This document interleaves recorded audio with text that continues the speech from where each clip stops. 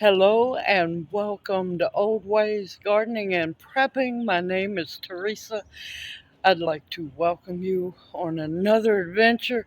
We're at the Lichterman Nature Center for the Hot Toddy event. I look forward to seeing and learning a whole bunch of new things. It's about the urban garden movement here in Memphis. So let's go inside and have some fun. Yes, I'm going to record it so y'all will learn right along with me. So let's go have some fun. I grew up on that. We're going to talk a little bit about that in just a minute. But right now, I want to welcome you all here. We want to thank you for your presence, for your support. Um, I want to bring on a very dear friend who has helped us with so much, even from our very first garden all the way to the ones we're working on right now. She plays a very central role in our support, our development, and she works over at Mosh. She is the community engagement director over at Mosh, and I'm going to introduce to you Portia Stevens. Afternoon, afternoon. I'm not going to take up too much of your time. I just wanted to welcome you all to Lichterman Nature Center. I kind of understand some people get a little confused with like, is that Mosh? And yes, we are part of the Museum of Science and History where we inspire, right? And initially we had this event set up out on the balcony. If you get a chance to go out there and grab some tea, please do so and check out the scenery. We're sitting on about 65 acres. There's a hiking trail here. There's a lake here. Of course, we have a pavilion that's here that folks use to have weddings. We have event space, rental space that you can use as well. Also classrooms. We just had spring camp here where we served about 21 campers. So I welcome you all to the Nature Center and hope that you all have an awesome time. And please do not be strangers. Once you come over here, find some time to come over to the museum. We have an exhibit going on until May 12th. Until May 12th. May 12th, we've got Sue the T-Rex is on exhibit at the Museum of Science and History. So we encourage you to bring your children and your grandchildren. All right? And sign up to be a member. I see a hand going up. This is my colleague, Robin Nundy. I also wanted to say we're doing a photography exhibition that will run till the end of June, and it's called Everyday People, Snapshots of Black Life. We're featuring a Memphis artist and educator called Eric Eccles, and we're featuring some photographs that he's collected, and we're telling a story about African American life from 1920 to 1960 here in this region. So come check that out too. It's interesting, it's weird, it's It's photographs of beautiful brown blonde people. But here's what's most important right now, to see your lovely faces in this space. It really warms my heart because one thing that, Rock and I are opposites across from each other. We talk about diversifying the space, and that is exactly what we feel like this is happening right now. So we welcome you all. Please don't be strangers. Come back to visit again. Thanks a lot. Thank you, Portia. Thank you. Can someone shortly, well, you'll get Majesty in just a moment, but I wanted to have, I did want to say, we were doing just kind of our meet and greet. The group word in community is commune, which means to communicate, to talk, to come together. And that's what one of the main objectives of hosting these particular events is. Because one thing we all have in common, no matter where we're from, how old we are, what do we have to do every day? We have to eat, right? We got to eat and we got to drink. And so food is what I believe is a common denominator that brings us together. We have been exploring, working with other tribes and other nations, and we're learning that when we break bread and we eat our food together, we find out that we are not that much different. We have a lot of commonality when we sit down. I was talking with some friends, and I said, well, my mother, Dorothy, this is my mother, this is my mom. She is a big influence of why I am in this garden and why I do this work, I do want to introduce myself really briefly. My name is Camille James, and they call me Pharmacy. And if you say it fast enough, it's the pharmacy. Before there was, all of these places like Walgreens and CVS and places like that, the garden was the pharmacy. And before the Industrial Revolution came on, and we started having grocery stores and microwaves, the traditional thing was to go outside and to eat food organically, seasonally. And when things are grown organically and seasonally, and we eat in the proper way, we become healthier and stronger. But what happened is we separated from the land and that from which we are made. And the more we separated from the garden, the sicker we became. So our mission is to bring people back to the garden. So how many people have a garden right now? Oh, I love that. I love that. I love that. Growing, how many of you, your mother or your parents or your grandparents had a garden? See how many more hands? Okay, so we're not teaching rocket science. We're teaching something you're familiar with because this isn't something new. This is something old and true and has sustained us in our backgrounds and our cultures for a very long time. So we're just trying to create, the platforms, classes, the resources, and the tools for you to live a healthier life. And all you have to do is, like I said, the cure is to come back to the garden. So today we are doing hot toddy. This is a way to create a platform for many organizations because I want you all to know the people I know. And it takes more than one seed to grow a garden, okay? It takes a lot of people. It takes a village.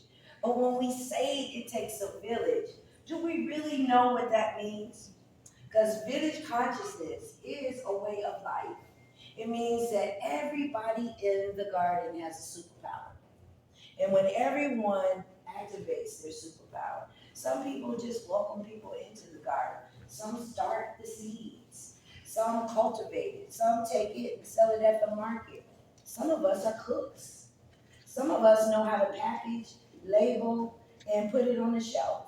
It's a lot of jobs and a lot of creative people who take it all the way from the seed to the market.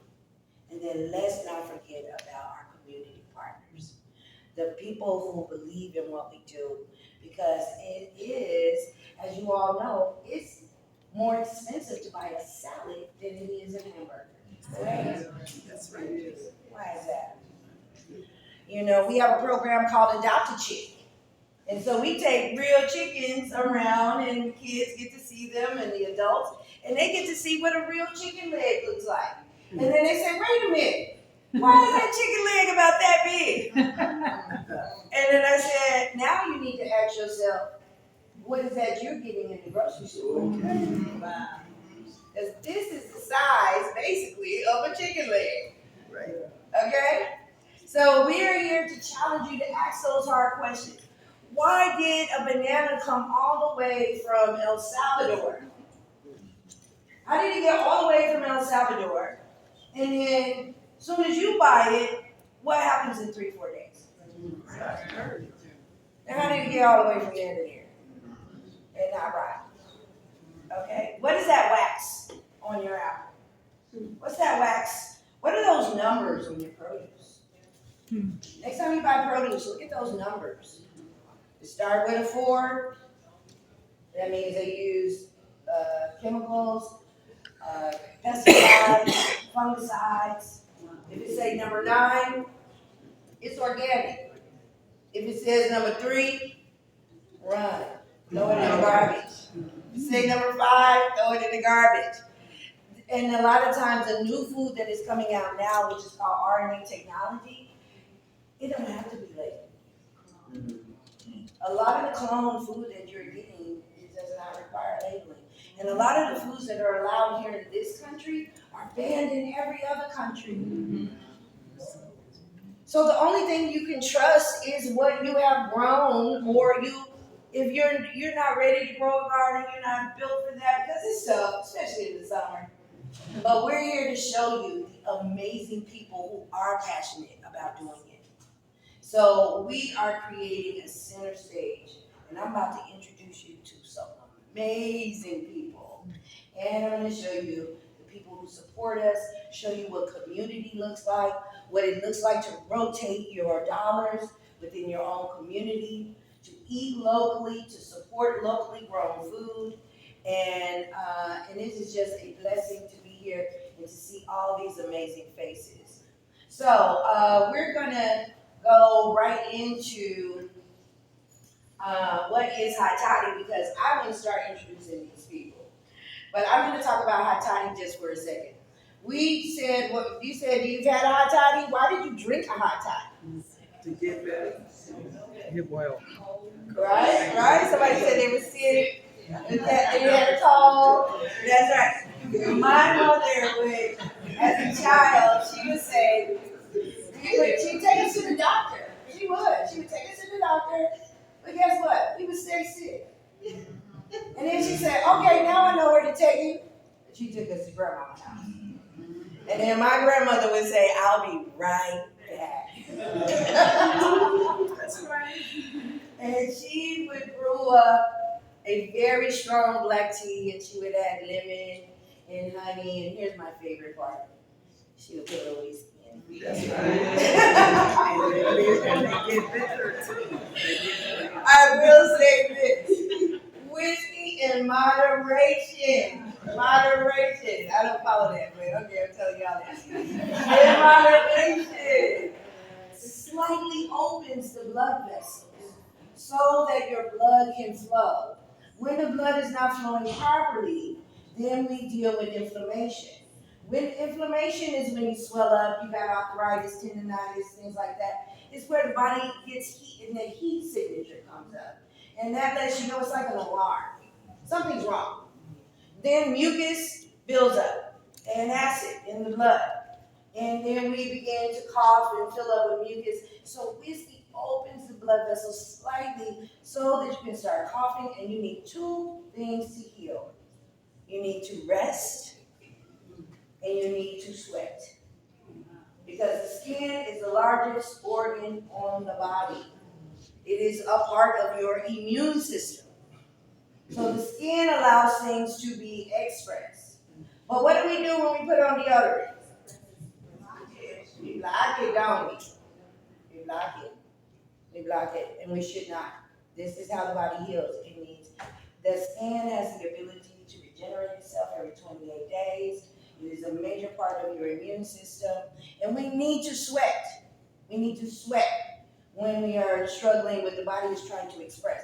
When it can't sweat, then what happens is it internalizes and it multiplies, and now you're sicker and sicker. And so then the body puts you in shutdown mode. So you must rest. So the body is either building up or shutting down.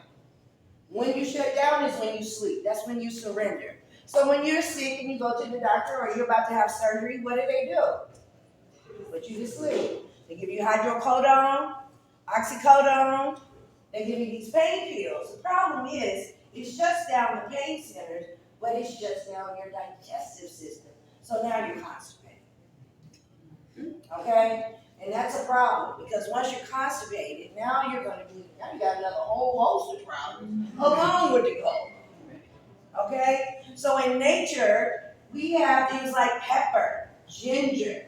We got ways to make you sweat. So you can get in the hot tub with some Epsom salt, pink Himalayan salt. There's so many ways that we can release and heal naturally.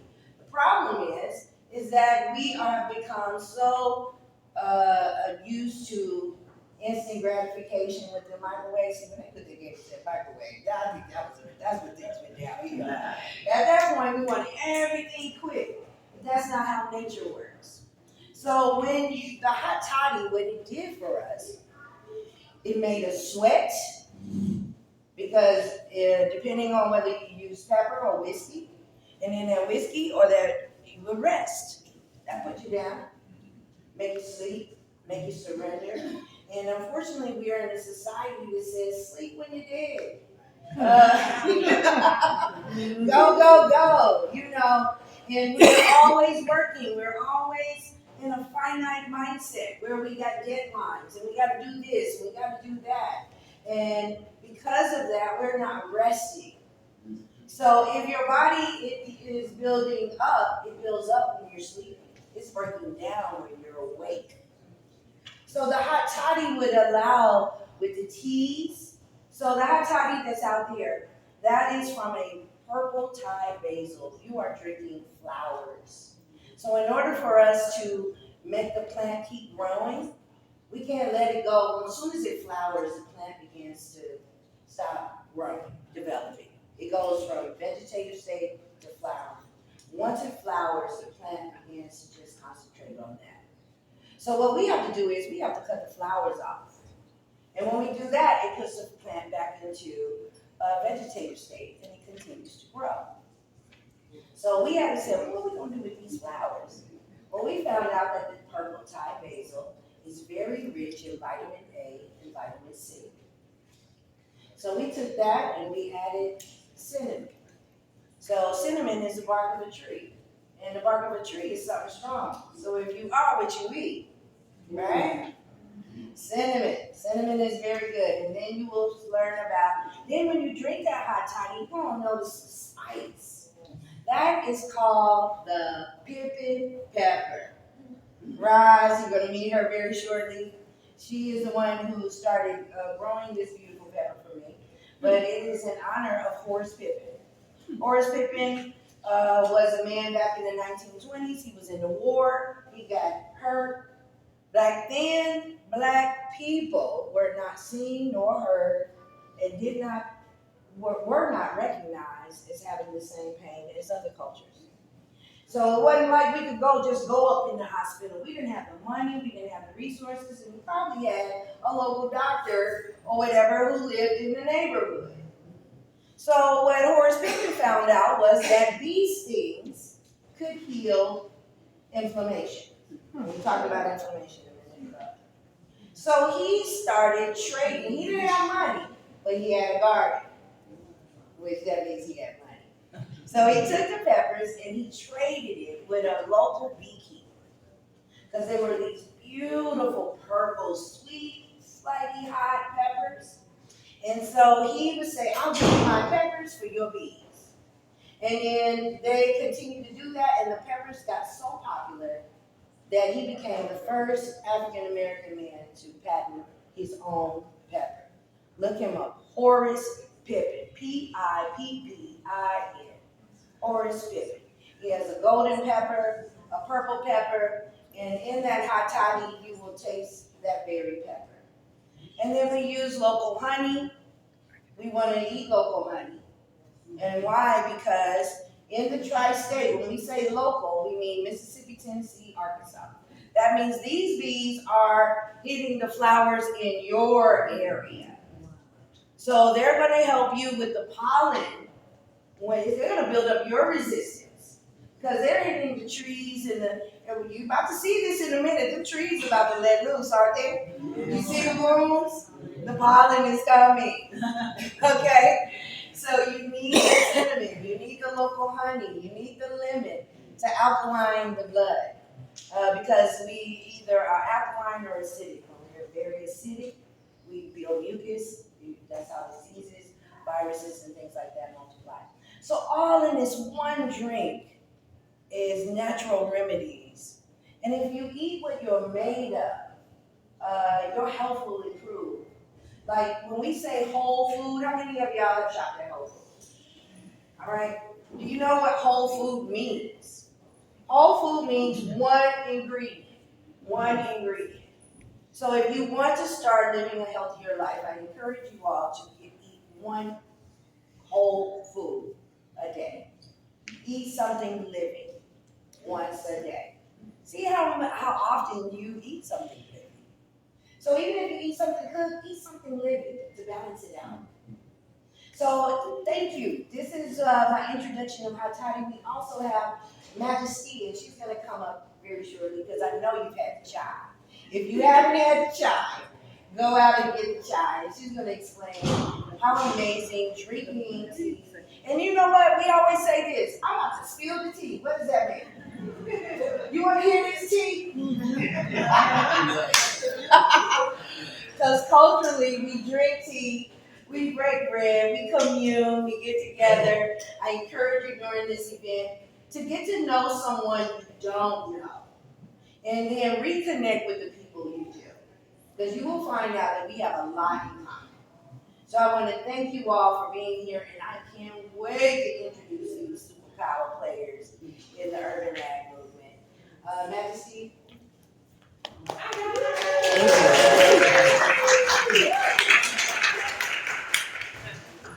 First off, big round of applause for Miss Pharmacy.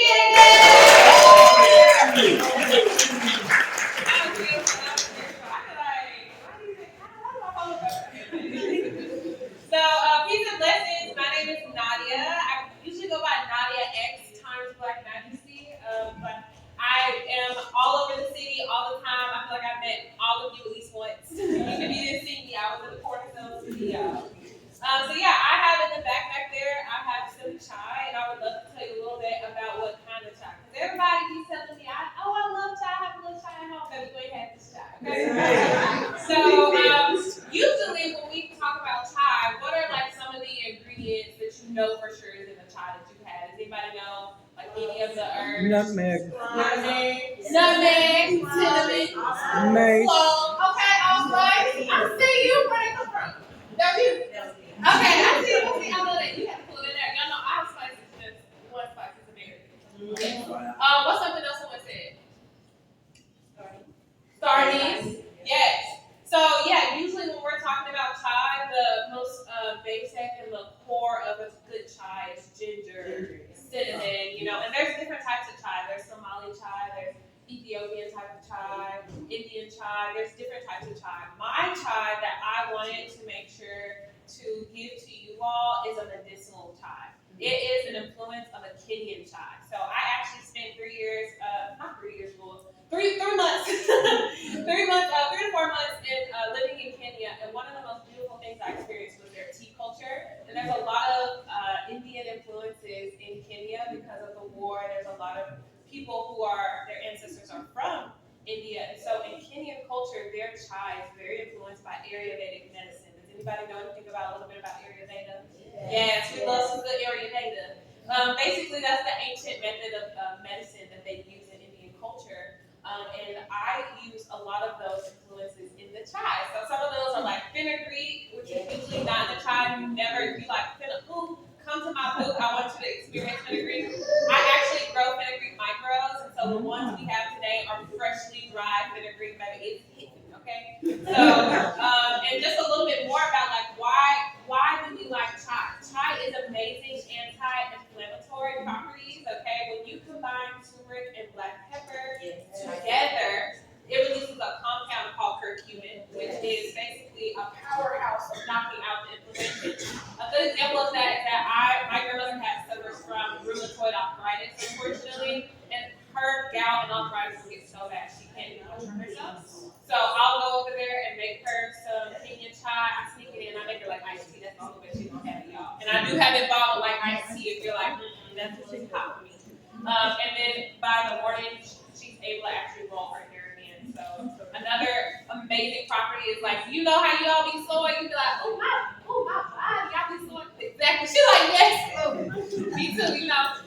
Lactic acid buildup. So usually when you experience like muscle soreness, that's lactic acid buildup, and chai is amazing for helping move that lactic acid. When you pair that with a good stretch, some good yoga, or whatever way you find to move your body, it's very amazing release in your body. So I would love for you guys to come and try it. I have it hot and cold. We also have a few other blends and teas. My whole purpose is to serve healing medicinal blends to you, one delicious cup at a time. So my whole goal is to help you guys see, like, I partner with local farmers and gardeners. I see a lot of people I buy tons of herbs from Daryl, Ms. Roz, and I also grow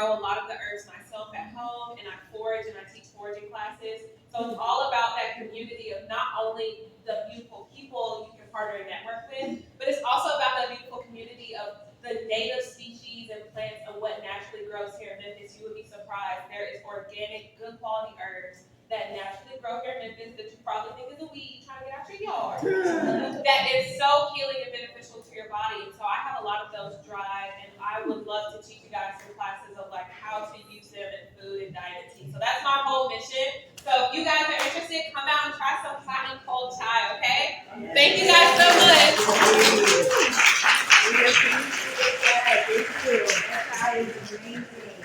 And you know what? I do want to put this on your mind, that every medicine that you take is derived from a plant. Okay? So but you can't copy nature. Because when you try to copy nature, all you're going to get is the side effects. So why not cut out the middleman and come back to nature? And there are times when we do need medicine. There are times when we have emergencies. And we need to find a very delicate balance with preventative care and learning how to, and if we have to take medicine, we have to learn how to incorporate both so that it's not a life sentence. Because it doesn't have to be, but they would like it to be. Because if they can get you from the cradle to the grave, that's the real agenda. And they do that. And that's why they tell you, one of the things that you can do as well is every morning that you get up, when you go to sleep, you are fasting. When you wake up, you are breaking fast. That's why they call it break fast. So when you do that, the body needs command. It needs word. It needs to know what to do. So food is a communicator. You can take 8 ounces of water and squeeze a half a lemon or lime and drink that. And that will tell the kidneys and the liver to flush. And that is a good way to wake up the body, to tell it to wake up with water, fresh water. Drink life, speak life, wake up, and be real accountable for the power that you do have. Because they would love for you to think you ain't got no power. They would love for you to think that you can't heal yourself. So we're here to tell you that yes, you can. And I'm about to introduce some of the people that are a part of this movement. I'm going to start with a project that is so close to my heart. I am so grateful to be a part of it. It is out in Fraser. And it started through a collaboration and a vision of Fraser residents, Commissioner Charlie Caswell, who meet his daughter very shortly. And it was 3 acres. It used to be the Davy Crockett archery range. And they were like, it sat for a minute, and then it turned into blight. Anybody know what blight is? Oh, yeah. Blight. Exactly. These are these empty lots. Everyone thinks nobody cares. So 3 acres sat there for a minute, and then the University of Tennessee Health and Science Center stepped in. And they had a vision also of creating healthier conditions. And then they came in and helped to do some major heavy lifting to support the Fraser residents. And this all evolved into the Fraser Community Urban Garden. And I'm about to bring up, and it is an honor for me to serve as the garden manager. But I'm about to show you the real superpower, because the most precious thing in the garden is not the soil, it ain't the plants, it's the people. It's the people. Because without them, all you got is a garden, and it's gone. It needs a good steward. So the people are the treasure. So I'm about to introduce to you 2 beautiful treasures in the garden. Tiffany Clay and Karen King.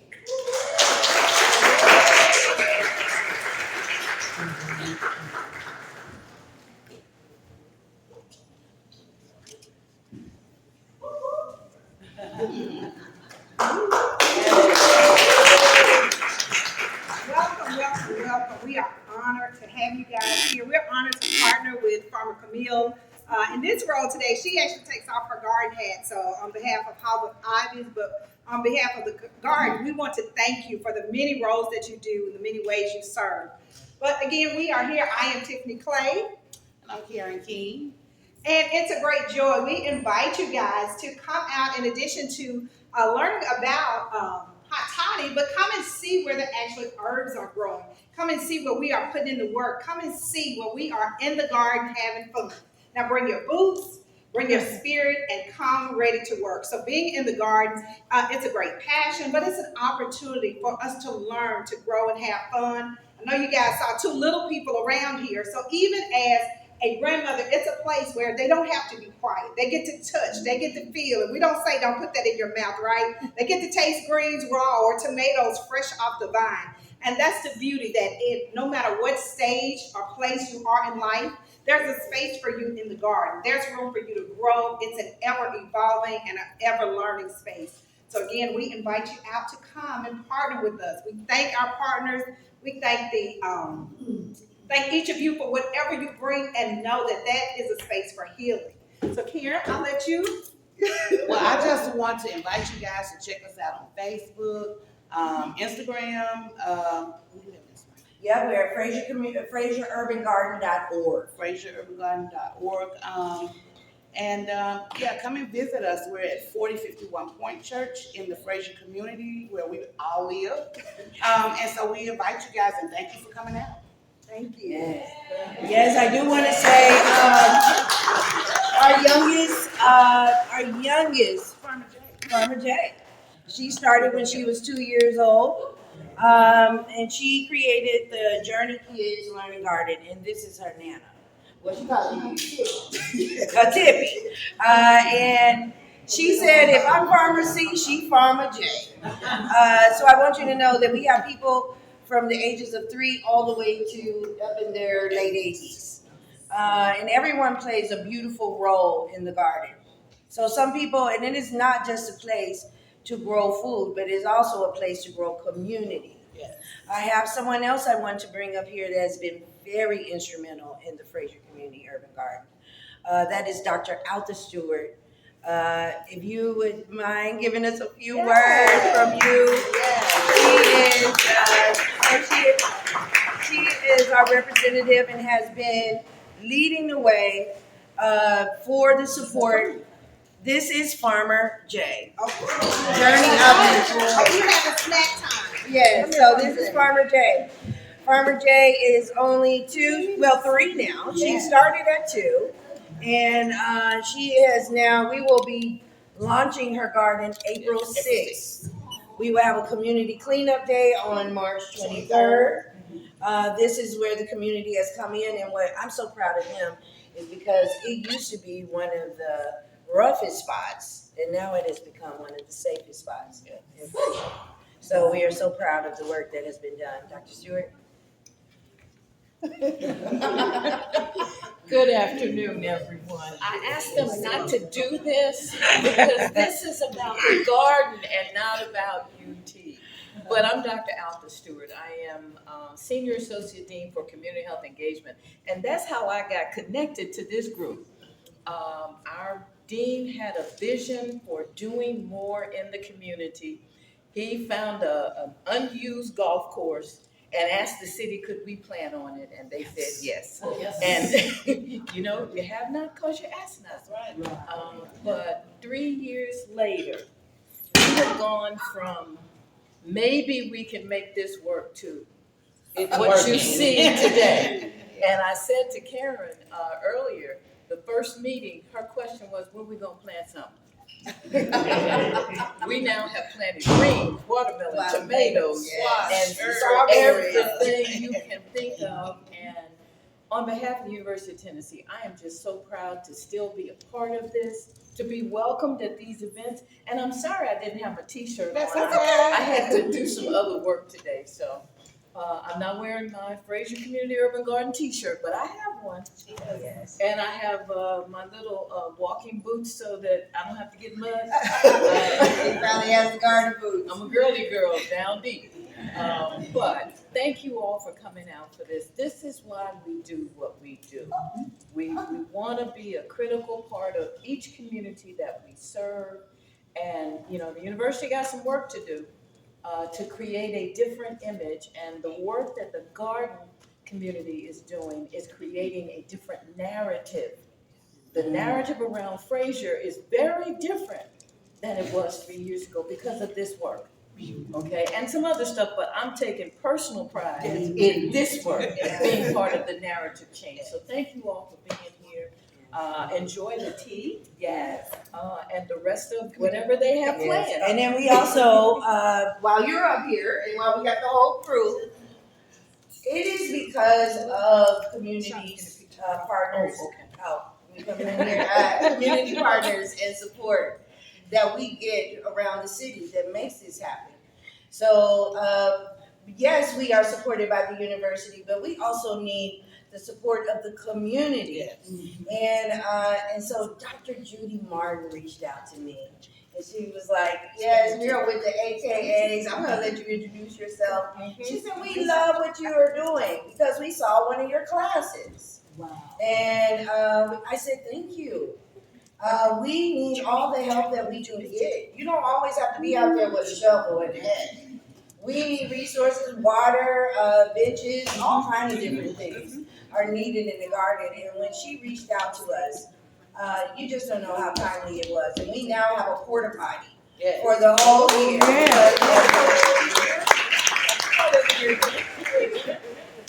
Don't forget we started without water. Yes. We've come a long way. Yes, you are.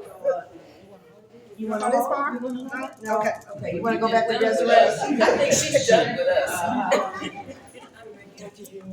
Thank you. Come on up, Miss. Yes. Please. I wish I had a little green. This is what community Or some looks pink. like.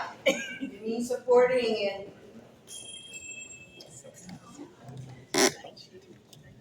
Tell your city council and county commissioners, these are the kinds of projects that you want supported. yes. We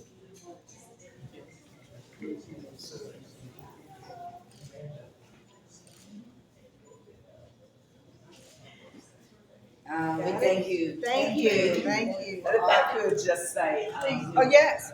I really want to just say that, these people are awesome people. And one thing that really touched my heart was seeing what you all do took me back to being a little girl. Right. And as you say, you're talking about at home. I grew up with a garden in our backyard. We always had a garden. And my parents are older, and all my friends were older until I learned to play with children. They were older people, and they were making the elderberry wine. And they were making all those different medicinal things. And so like I said, I just really appreciate what you all are doing.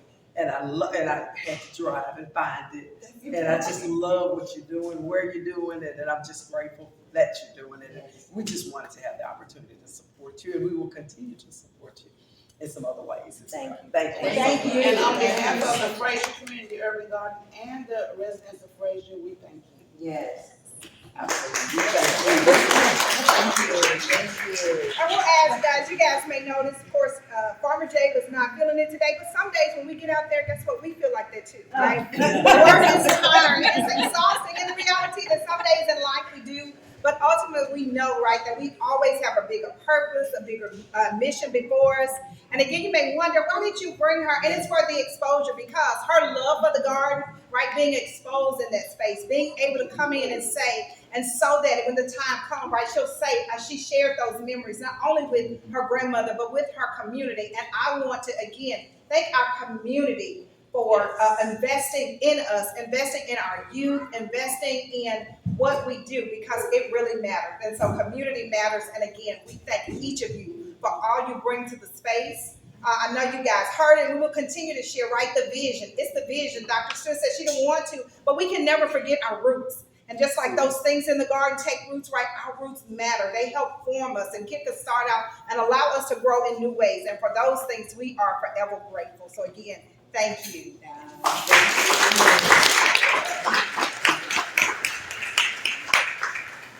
Oh, I'm about to introduce the richest people I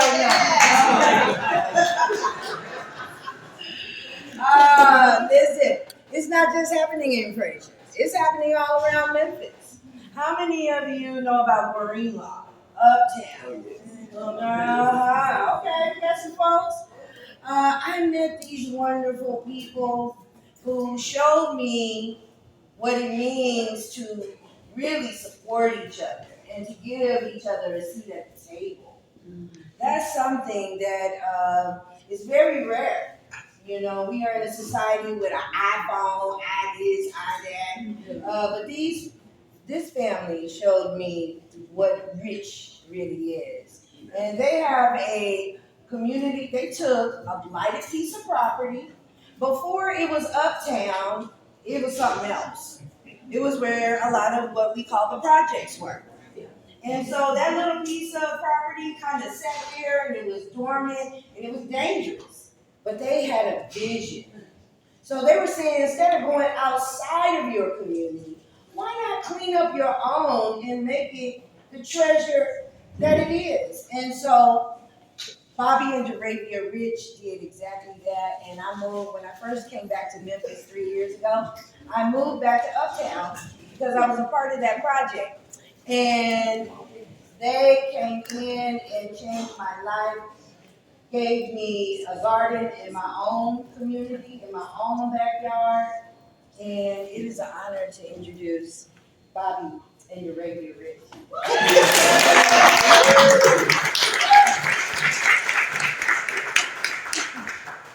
Alright, so you just want us to kind of just talk about. Yeah, the work you're doing, yes. Alright, well, I'll start off. Good afternoon to everyone. As Camille mentioned, I am Arabia Rich, and this is my husband, Bobby. And this is our daughter, Coy, who is super involved in what we do. But I am the owner of Black Seeds, LLC, and Bobby and I are the founders. And so what I do is pretty much I handle all of the operations and logistics. But before we get into our roles, I'm just going to talk a little bit about what we do. Yes, this community is right. We turn a blighted piece of land into what we like to call, or what I would like to say, what I feel with my heart is a community favorite. Our mission with Black Seeds is to empower and encourage communities through sowing seeds of food, health, and wellness. So yes, we are food producers. My husband Bobby grows all of the food. He grows the vegetables, the fruits, the herbs, everything. I like to say Bobby does the real work. But he is the master gardener that has done an amazing job with growing foods in our neighborhood as well as local Memphis.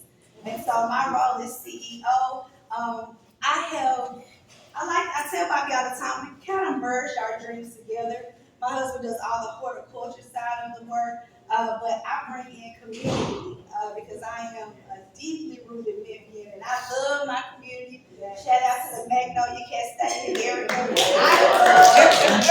Yes, but my sense of community comes from my own experience. And so his love and passion for agriculture, we just pretty much merged our dreams together. And so at Black Seeds, we grow food, yes, but our community, our space was created for the community. We pretty much had any event you could think of, from birthday parties to yoga classes to sound bowl classes, weddings, memorials. We've done a lot. And so we love our community, and our tagline is putting the commune back into community. People don't commune anymore, you know.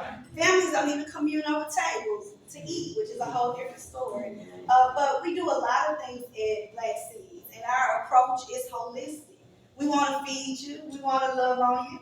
We want you to come to our space and just really enjoy it because there are many different aspects. We use our garden space as a therapeutic space for all. I'm not going to go deep into the emotional side of Black Seeds because we started this not just for us, but for all of you. And it was pretty much starting from our own experiences with our family, community, and just being hungry. So Bobby can tell you a little bit more about what we grow and why we grow it. But we are, here for you all, not just our Greenlaw community members. We love being in Uptown. But we are, we see ourselves as an access to all Memphis.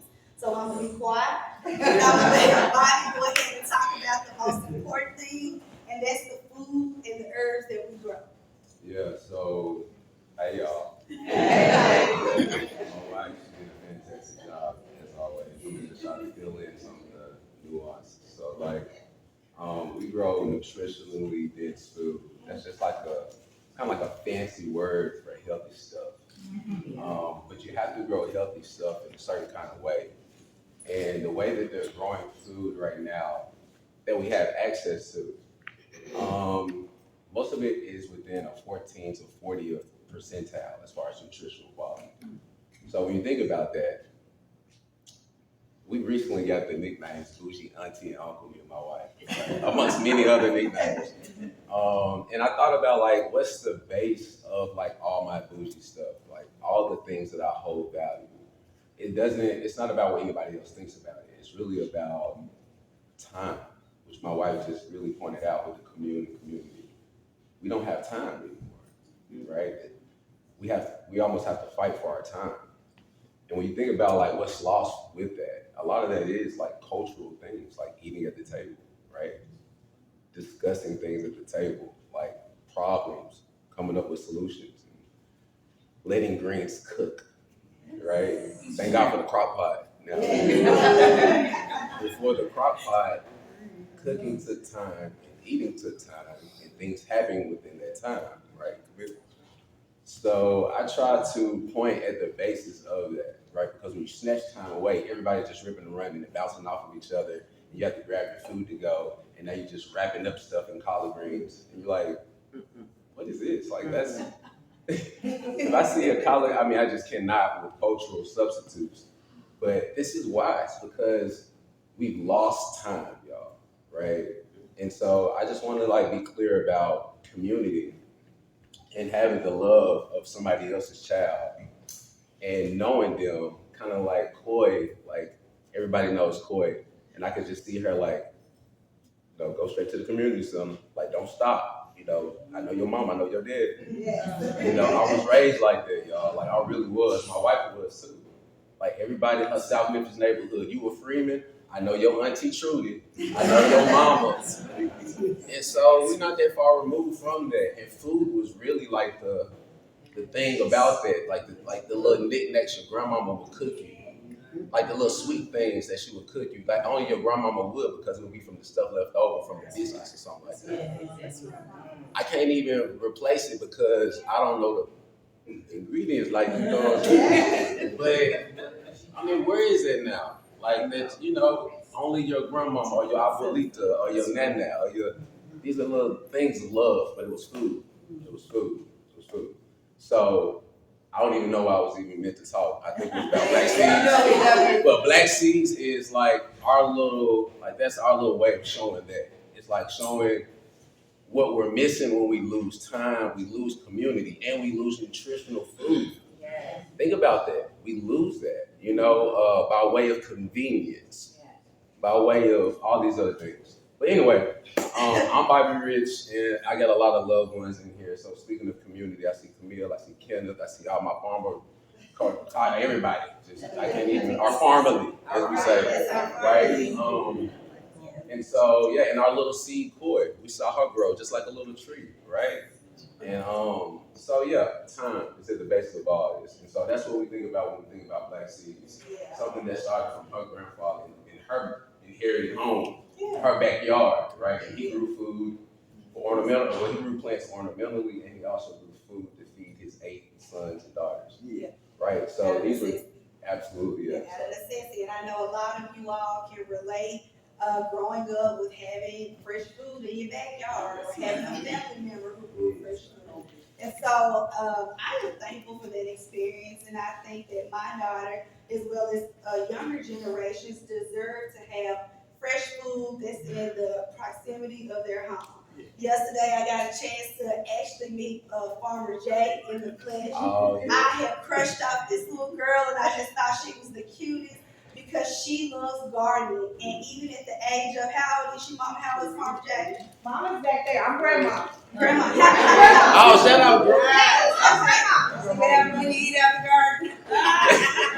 Yes. But Farmer Jay, as young as 3 years old, she understands the importance of a seed and what can come from a seed of any sort. And so with some of our educational programs, because we work with a lot of schools, we work with community centers, we work with churches, we work with everybody. But when we are teaching our younger kids, we want them to understand that being sustainable is a cool thing too, and knowing how to grow your own food is a life skill. So I appreciate young minds like Farmer Jay and programs that Camille has because it is pouring into our younger generation. And we thank you, Camille. We thank you, Mr. Levin. He's back there. Darren Levin with New Way. I'm a D, yeah, farmer, yeah. Yes, we thank you, Kendall, with Evergreen Pharmacy. We thank you, Satina. We thank you all because they contribute into building this community. You know, right now Memphis is on the brink of change, and we want to promote and outreach to all about the importance of being sustainable, sustaining the environment, and growing our own foods. So we're happy to be here. We thank you, Camille, and please make sure you all follow us, Black Seeds Urban Farms. Thank you.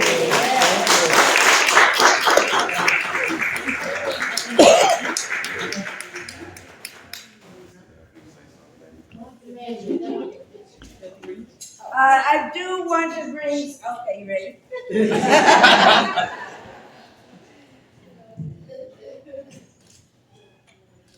One more.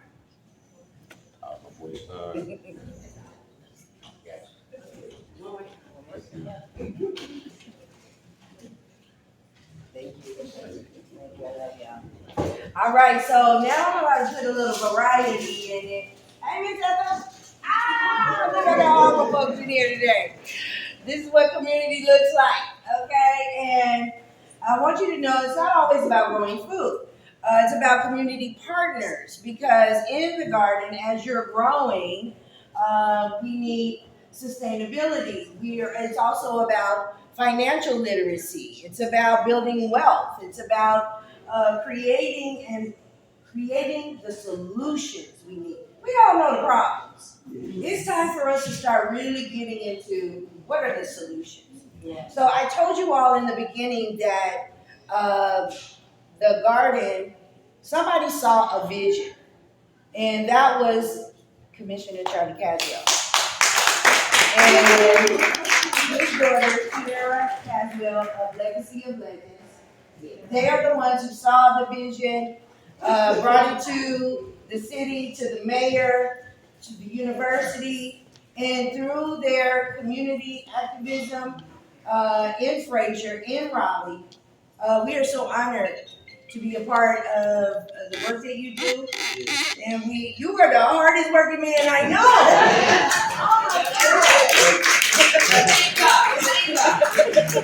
I got it from my mom.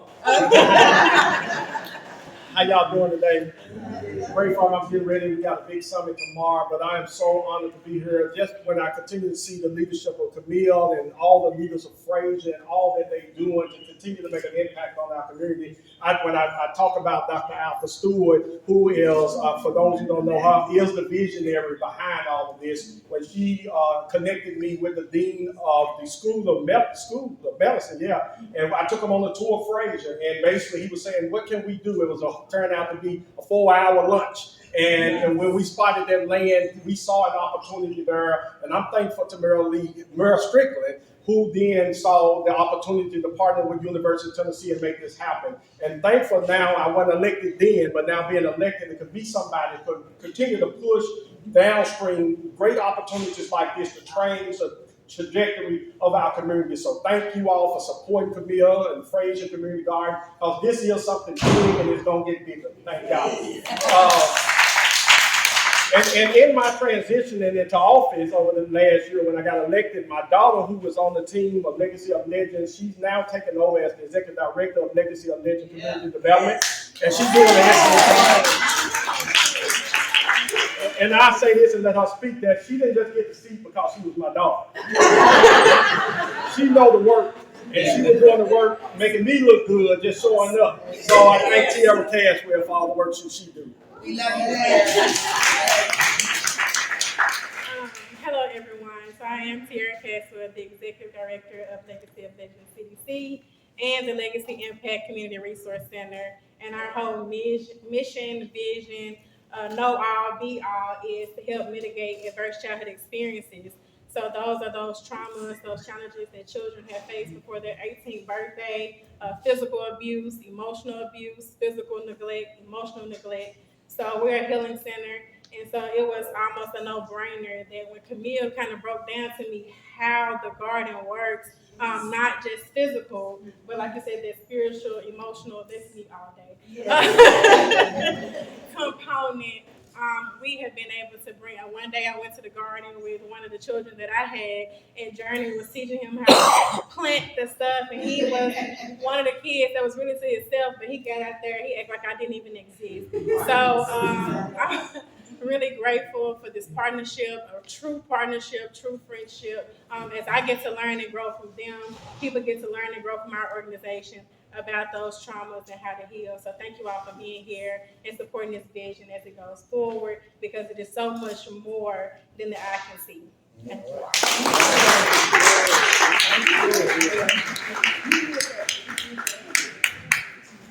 Thank you. This man he is like my mentor. He helps me, kind of pushes me, gives me really tough conversations. But I got really intrigued with him because things are changing. Have you noticed last year we didn't get a whole lot of rain? And remember, that spring didn't last long. We had what, a little bit of spring? Next thing you know, it was hot, right? We had about 2 weeks of spring, and then we were dead in the summer. And then guess what is happening in the wintertime? That ice, you see that snow? Remember, it shut the whole city down. Because we're not used to that, but things are changing. So when I met Mr. Darrell Levin, he was growing indoors, coming up with solutions already to help us to combat and to create ways that we can still eat no matter if things change. And so I have been so grateful to be a part of his world and learn from him. He has been able to integrate hydroponics and aquaponics, will just explain surely. But we were able to mix that in with our outdoor growing to show people that, hey, we are already working on solutions to make sure that you eat. So, Darrell, if you could come up really quickly. This is Darrell Levin and New York.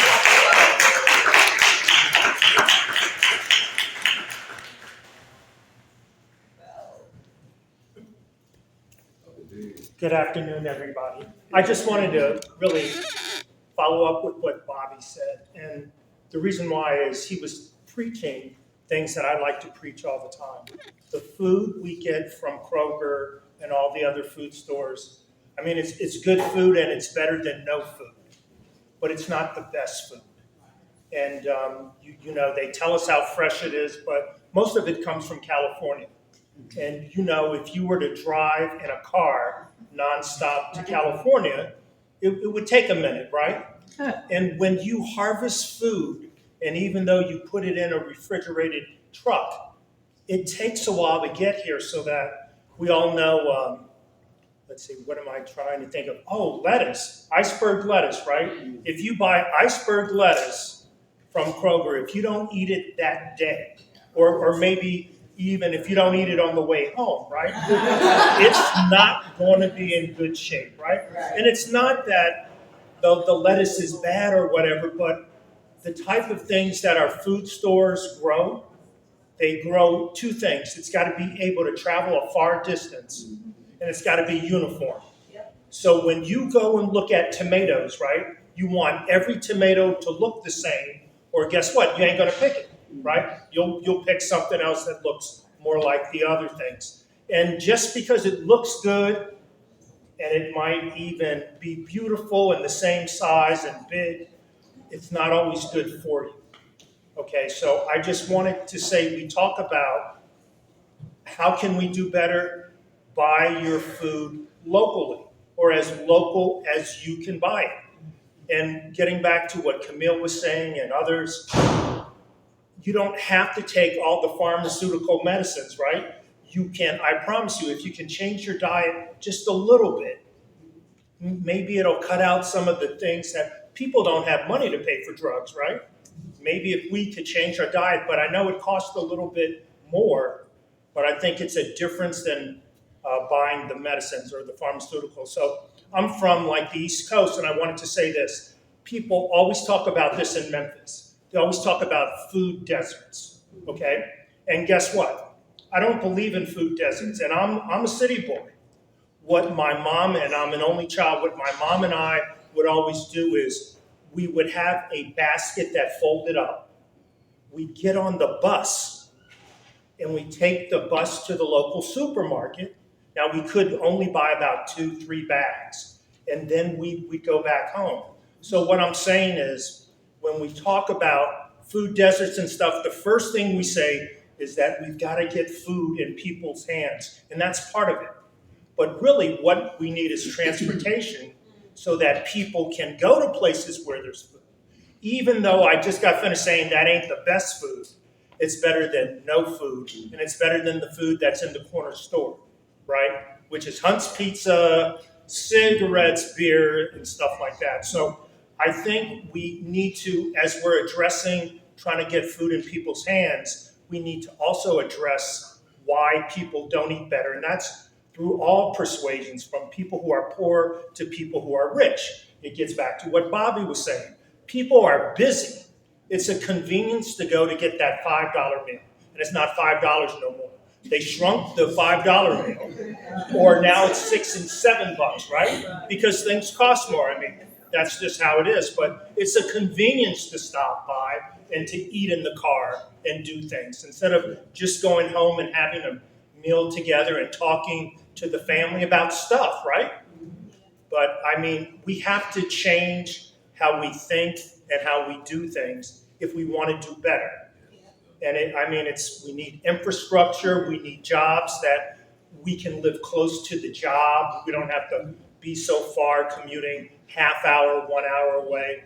I was listening to people who live in Las Vegas, who work in Las Vegas. They can't afford to live in Las Vegas, so they drive in sometimes 1 and 2 hours one way to go to work. What are those people eating? They're making money, but they don't have time to go and eat and cook and do things like that. So all I wanted to share with you is that I grow indoors. It's a different way of growing. Will it save the world? No. Outdoor growing is the only thing that's going to work. However, we got to not add all the pesticides, all the herbicides. Anything that ends in side is poison. And it might kill the weed, it might kill the bug. But if you think we ain't being killed by it, I mean, a side is a side, right? It's poison. So maybe we can tolerate it a little bit better than most, but we've just got to be aware of it. And maybe it won't impact Camille, but it will impact me. But I'm convinced that all of these diseases and stuff that we have that seems to have cropped up, the only thing that's changed is our food. And granted that people have got to grow food that gets exported and goes all places, and I get that part. It's business. That's all. They don't put poison in food because they want to hurt us. They put poison in food to increase the yields. So when Bobby grows, he might not get as much as a farmer who's selling to Kroger, right? He might get half that as a yield, but it's more nutritionally dense. So we can do better by supporting Bobby, by buying his food, by buying things that are local. And there are people here along the way that do different things, that do seed starts, that help out, that we can go into the Fraser Community Garden and do better. We can work together, but all I challenge you all with is don't think that someone else will do it for you. If you're waiting for someone else to do it for you, it ain't gonna work. Nobody cares about you but you. So eat better, think better, get rid of some of that stress, and I think everybody, not only in Memphis, but throughout the world can do better. So thank you. Yes, that is new way aquaponics. So hydroponics is growing without soil. Aquaponics is where fish and plants live in harmony and produce. The fish help the plants and the plants help the fish. It's a beautiful synergy. Learn more about that as well. Since we're out still in, we went to Midtown, we were in Uptown, we were in Fraser. And then when I first got here to Memphis, I was out in Millington, and things didn't work out too well for me. I just got back. I didn't want to be here. And then a good friend, Sakita McKinley, if you all know her, and Portia, they was like, I got a friend out in North Haven. This man owned 21 acres. He used to be in law, and now he's a farmer. I was like, I gotta meet him. And he was one of the first to take me in. And he had the chickens, the turkeys, and I was sad because I wasn't growing my own chickens and turkeys. And so he allowed me to come over there and just do what I love. And it really helped me stay here in this city. It really did. Because I was like, if I can't get my hands in the soul soon, I'm out of here. But Kenny allowed me to come. And that's something else that you can do. The best way to learn is to just put in a little work. And he has come up with this beautiful concept called a community nursery. And I'll let him say a little bit about that. But Kenneth Anderson of Everbloom Pharmacy.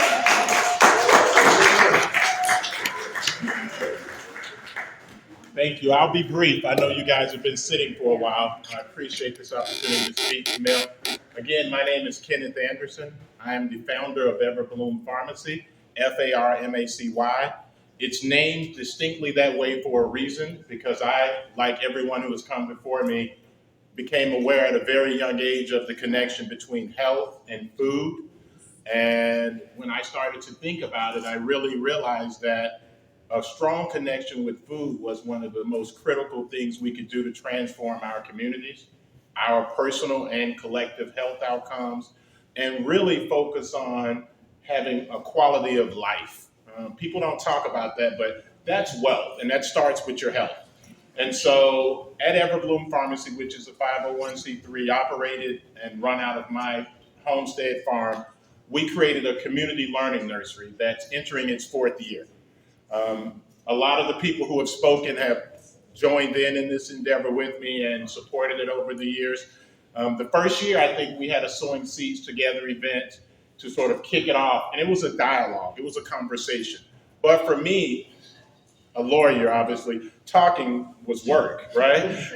And so I left that conversation really ruminating and spending a lot of time reflecting on not what Memphis doesn't have, because that conversation and that list is given to you every which way you turn. But I started to think about what we did have and how better we could leverage and utilize it to impact and transform our lives and our communities in ways that were more positive.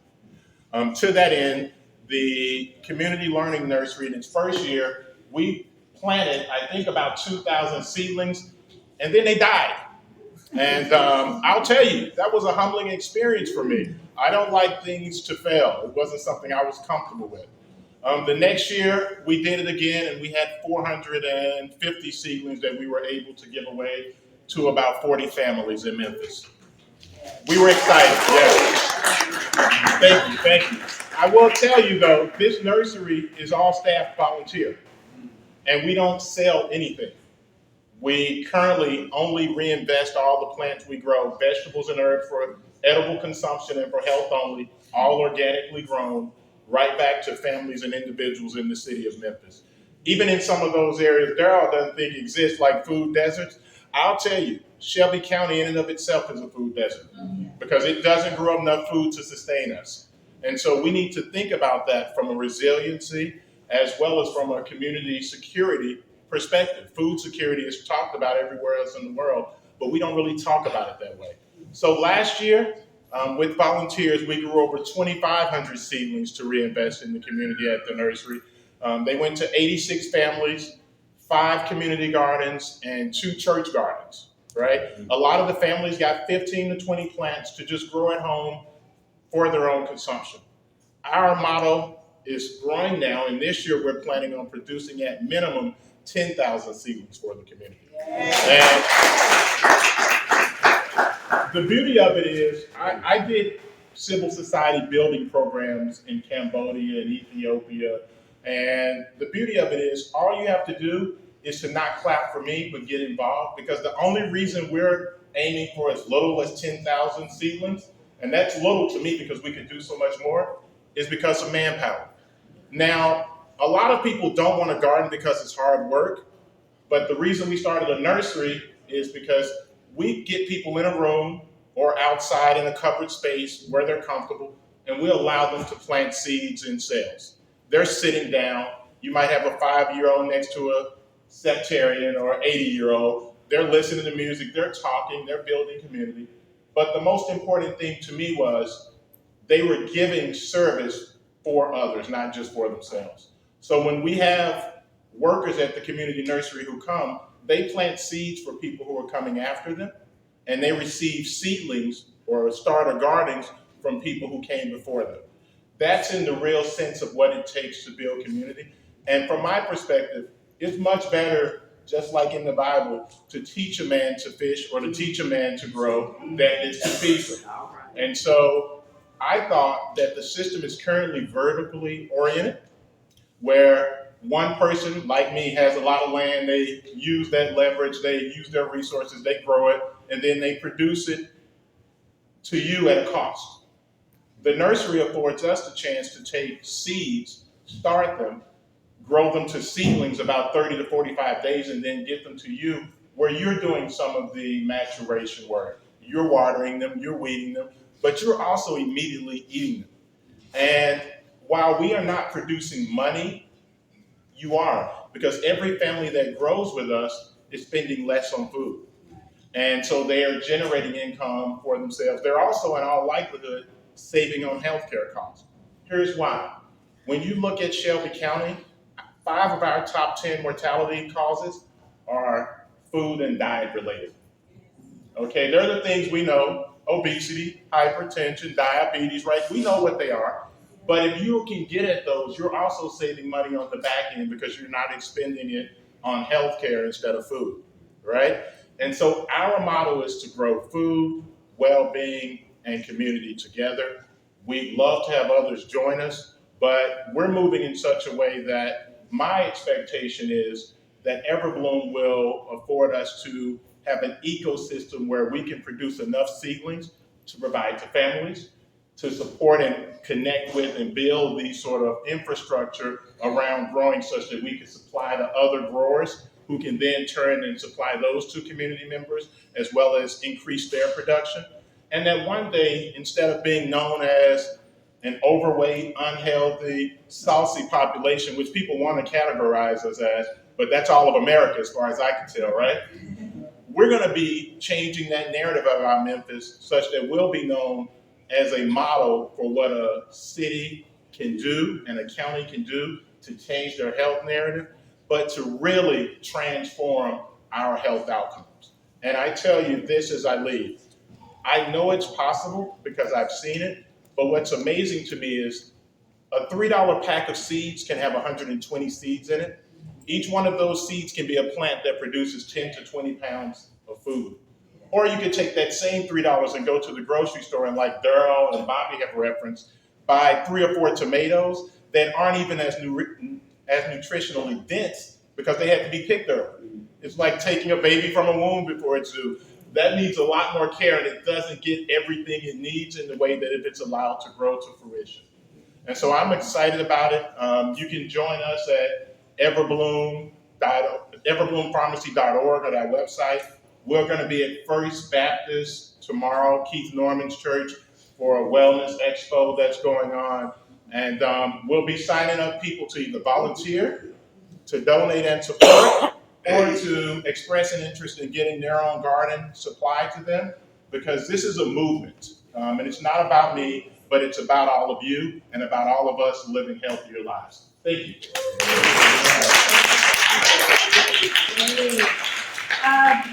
We were able to do some classes last year. They're called Seed to Market, and I think I see Ms. Ethel.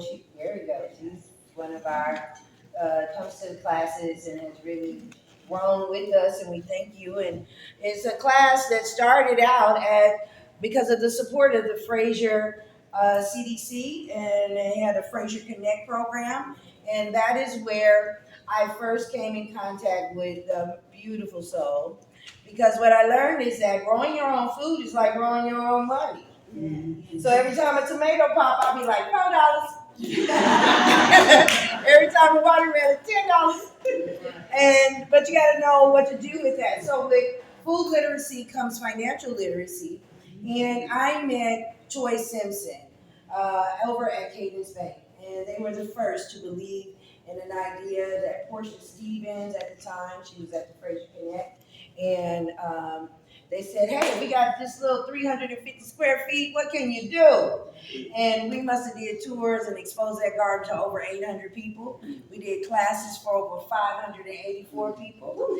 Now we are in partnership and with this beautiful collaboration, rather, with Girls Inc. So they have allowed us to share our classes. And we have people like Lauren Wells with UT Extension that teaches the candy. Right? We got a lot of beautiful people. We have the culinary school that will be stepping in. Bobby and Kenny and everybody lends their advice. And we take our students from the seed to the market. And even with the chickens, now we done brought in the chickens. But Toy Simpson at Cadence Bank, Rod Loggins, Randy, they all took me in the beginning and helped me to organize my business, understand how to set up my accounts, because this is very important to food and money, because your health is your wealth. Right. So Toy, I want to introduce Toy Simpson with Cadence Bank. We want to thank you for the generous contribution that you have given us from the beginning. We also want to thank you because it extended, that seed grew. They helped to set the Fraser Community Urban Garden up with their very first account to get them established. These pictures are growing out of the garden. We have a doula. We have the Sunshine Nursery. We have businesses that are also blooming. And you have been really helping us. And you will see some literature and financial literacy tools for children, for our seniors. Please come up, and we want to say thank you. You are helping our Adopt a Chick program. This is my daughter, Desiree. And she helps. So while I'm at home, she over there chasing the chickens. And because of your support, and Angela Johnson, if you could just hand up, Girls Inc. Yay! Girls Inc. doing wonderful things for young girls. And now that collaboration is spreading. And we're only, 2 months in? Classes are growing. We're up to 206 registrations. Everybody don't show up, but the numbers are growing. And we want to say thank you. You have a big part in that. So if you could come up here, and we just wanted to, we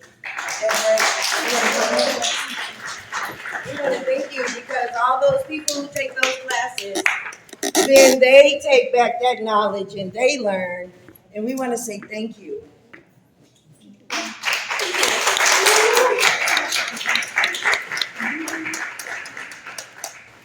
Yes. Do you have a look? Yeah, we'll have it. You good? You got it? Okay, Joy, you want to say a little something? I really believe in the passion that Camille has. Camille is a big supporter of Cadence Bank. She serves on our community advisory council board. She is at all of our meetings. She has great feedback, and she has given me an opportunity to be a part of the seed department team, allowing me to be able to administer financial literacy. I like speaking to children, young adults, seniors, and we just enjoy what she's doing in our community. She has a tea and a concoction that she brings to our meetings, and they absolutely adore it. So, much success to you, Camille. I'm your biggest fan, and we are here to support you in what's going on. Ryan, would you like to have any words to say for Cadence Bank?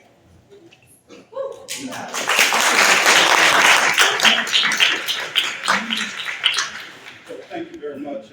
We're honored to be a part of this. Thanks, Toy, for inviting us. My name is Rod Loggins. I'm one of the community development engagement managers with the bank. And so community is very important to us. We don't just want to be a bank just here just to always extract from the community. We want to make it a point that we're involved with the community. And so again, Camille, we are excited to be able to partner with you. And so if anybody else would love to know more about what we do as a bank in terms of community, just reach out to Toy and myself. We're we're glad to be here. Thank you very much. Thank you. You truly have made a difference. You truly have made a difference in the community. With the support, Toy showing up, allowing us to have a voice and a seat at the table on very important meetings and conversations. So we want to thank you for that. Oh man, I'm gonna bring them both up here because I know we're strapped for time now. It's two beautiful souls that I met. Oh my God. So I told you about the pepper pepper, didn't I?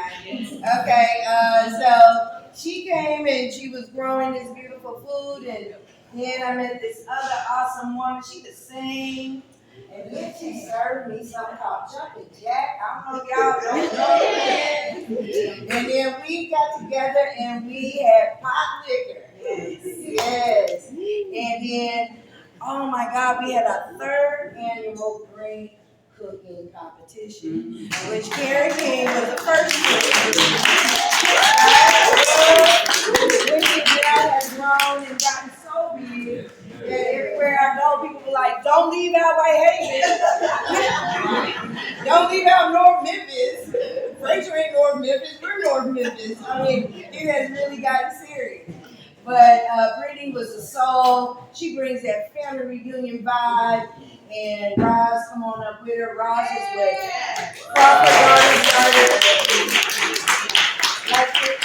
So we have various people giving various gifts. And Charlotte and Pickens comes through with the Elderberry Center. We want you all to come up and give this shine because we need you and we love you.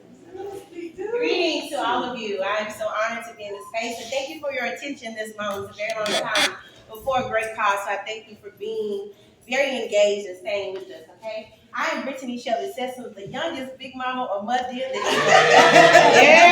Yeah. So Bobby asks, where is that now? Here it is. That is me. It's my gift. And this is somebody I was blessed with along the journey. I'll tell you my story. My name of my company is Charlotte Pickens. My grandmother had an urban homestead right in Walker Home when I was growing up. So I'm preserved, jealous, wine making, that kind of lady. I do everything. That's what I do on the green. So Pickens, my father's family inherited a 200-acre farm. My other grandmother also made wine and all of those things. I am one who was left who, the only one of my family loves it and still does all of it. I do food from beginning to end. I've also been in food since 19 years old. I work in a restaurant. I'm in front of the house girl. So I love to give dining experiences, okay? And so on the journey, I met this little one, born 3 days before my grandmother, who was on Pickens Road, does the exact same things that she do. And so we teamed up together. She's like the grower. I can't grow, I grow as well.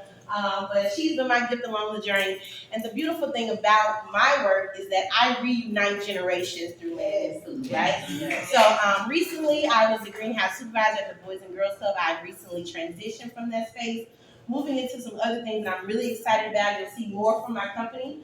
But a part of my programming is co-leading with elders because I have a special connection to them and the youth. And so I teach everything from growing food, cooking food, and processing it from scratch. Your body said slow food. So I take people to the land, the porch. Who remembers the porch where we shuck the peas and shuck the corn and prepped it before it got to the house, right?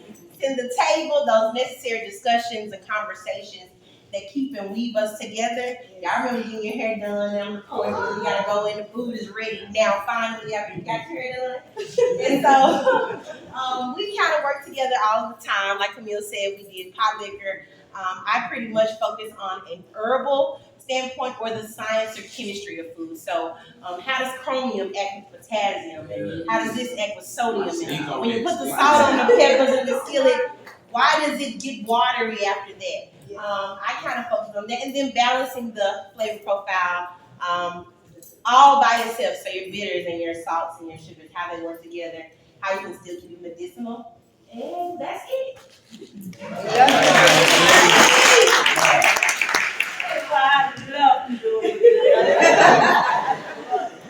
My name is Rob, and I'm going from Crawford Garden started. And what I do is I start with the seed, I plant it, and I love on it. It grows, and people buy it. if you don't know how to grow, then you gotta learn before you buy mine. Because if you say, oh, I don't know how to grow, but I wanna buy one, no, because these are kids to me, and you take care of them, the plants will take care of you. Right. Now, I do, let's see if I can do this. I got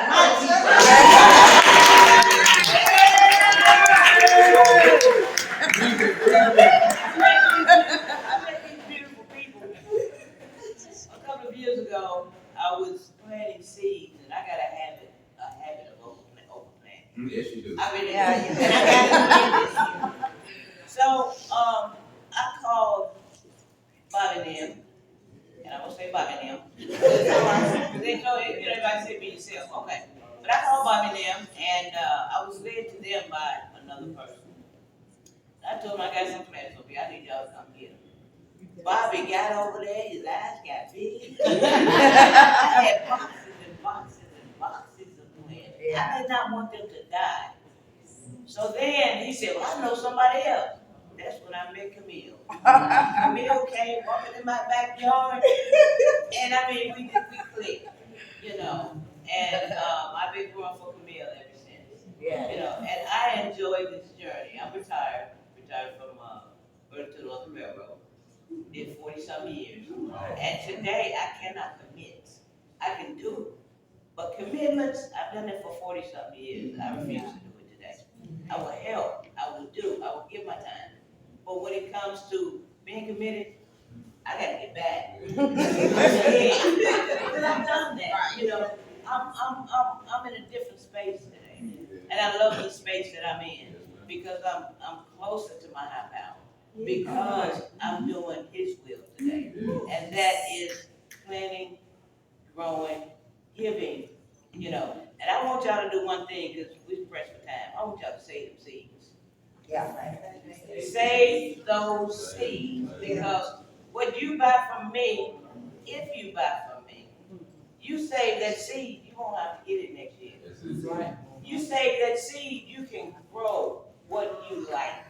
If you don't know how, I go to YouTube University. We all do. Yeah, well, for those who don't know and got a lot of questions, ask your question. But then if you're home by yourself like I do, I want to make my hot water cornbread the other night. I'm going to call my brother-in-law. Go to YouTube. I didn't have to bother him. I didn't have to kind of figure out what he was talking about. I saw it from the YouTube University. So I love y'all and use YouTube because you can learn a lot. And just keep coming back. If you can't grow, if you want to grow, you'll find it. It's there. It's in you. Yes. To do it. Yeah. Thank you. Next Camille comes up, you may have seen, thank you, Mr. Ray. If you did not, please sign in for us. I know the sheet has been going around. Thank you, Ms. Teresa. But again, as Ms. Ross is closing out, right? Use what's in your hand, and that's what we do in the garden, right? There are tools, there are equipment, whether it's YouTube University, whether it's Camille, whether it's phone a sister or phone a friend, right? We are all in this work, in this space together. So we'll ask for a few more minutes of your time. We have a few more partners we're going to bring before you guys. And again, we want to thank you. Thank you. Well, what we're going to do right now, I do want to make some quick recognitions. We're going to go into anyone who has questions for anyone that you have heard or seen up here. But I want to thank you for the people. John Reed, who is here. Yeah. Thank you. This is when it talks about conservation and sustainability and trees. And so everyone plays these beautiful parts in the whole system. Tangela, our chief. Yes, with the first of the garden. Devin Kirkland, who does our art. He brings art to the garden. And Shayo. Really quickly, this is, we say from the seed to the market. This is Shayo, Satara Jones. What I want to do now, if anyone has questions, and then we're going to break bread, eat food, and drink tea, and commune. Yes, I just have one more comment against Mr. Bobby and for the lawyer gentleman. Yes, What do you guys use any software program to keep up with the crops that you have grown and missed like throughout the just to keep up with that pattern of like the gentleman that they grew 2,000 and all of them died, and the next year he was able to grow 400. What program do you guys use to keep up with that? It's a very good question. A lot of times people think we commit this to like memory. I can never do that. What I use actually, I'm not surprised, I just use regular spreadsheets. If you have an Apple like an iPad, they have like pages, or you can download words and put it on the iPad. But I use pages and like Google spreadsheets. That's a good one.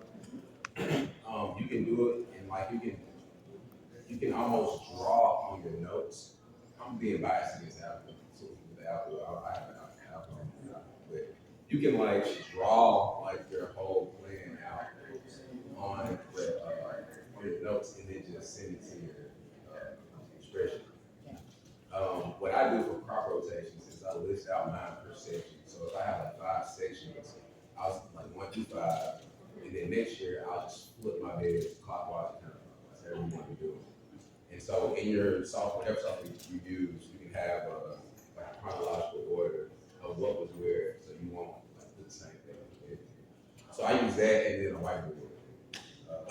So I'm pretty caveman with my software. The whiteboard is crazy for like farm work for real. You can just draw it out, erase it, do like weekly projects or a weekly calendar. Color coding. Exactly. Yeah. Then my wife, you know, I have a wife. Yes, that's his superpower. Farm break. Farm break. That's farm break. BRITE. Yeah, farm break.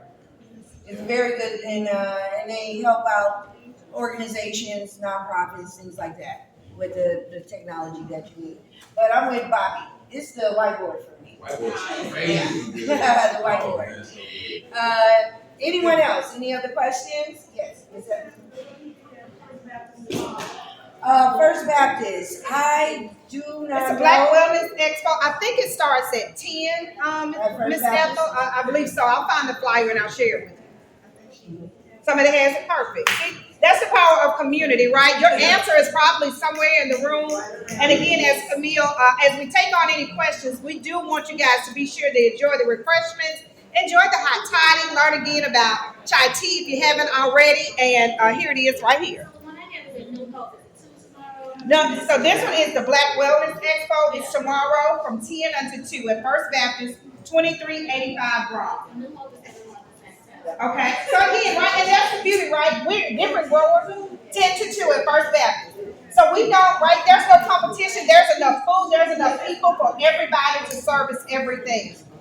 Thank you so much. We are going to conclude this part of the portion. I want you to get up, I want you to stretch your legs. Thank you. Yes, thank you. Get to know the people that you just met and saw, and I want you to commune and come together, enjoy the tea and the refreshments. Again, thank you for attending.